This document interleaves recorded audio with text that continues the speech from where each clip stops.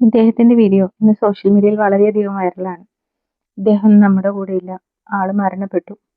ആത്മഹത്യ ചെയ്തതായിരുന്നു.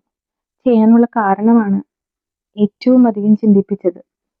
അദ്ദേഹത്തിന്റെ ഭാര്യ അദ്ദേഹവുമായിട്ട് ഡിവോഴ്സാണ്. ഒരു 8 വർഷം മുമ്പ് ഭാര്യ വിദേശത്ത് ജോലിക്ക് പോയി. പിന്നീട് അവിടെ ഒരാളുമായിട്ട് സൗഹൃദത്തിലായി. അവര് ഒരുമിച്ച് ജീവിക്കുകയാണ്. ഇവർക്കൊരു കുട്ടിയുണ്ട്. ആ കുട്ടിയെ ഇദ്ദേഹമാണ് നോക്കിക്കൊണ്ടിരുന്നത്. ഇപ്പൊ വന്നിട്ട് ആ കുട്ടിയെ വേണമെന്ന് പറഞ്ഞ് നിയമപരമായിട്ട് മുന്നേറി. കുട്ടിയെ അമ്മയുടെ കൂടെ വിടാനുള്ള ഉത്തരവാണ് കോടതി കൊടുത്തത്.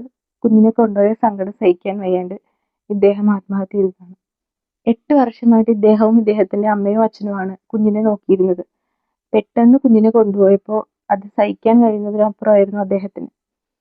കോടതിയെ തെറ്റു പറയാൻ പറ്റില്ല. എന്നും സ്ത്രീകൾക്കാണ് കോടതി മുൻഗണന കൊടുക്കുന്നത്. ഈ ഒരു മുൻഗണനയെ ചൂഷണം ചെയ്യുന്ന ഒരു വിഭാഗം സ്ത്രീകൾ നമുക്ക് ചുറ്റുമുണ്ട്.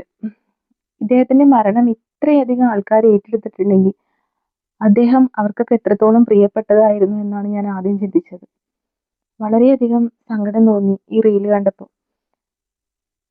അദ്ദേഹത്തിന്റെ ആത്മാവിന്റെ ശാന്തിക്ക് വേണ്ടിയിട്ടും ഒരു നീതി ലഭിക്കുന്നതിന് വേണ്ടിയിട്ടും നമുക്ക് ദൈവത്തിനോട് പ്രാർത്ഥിക്കാം.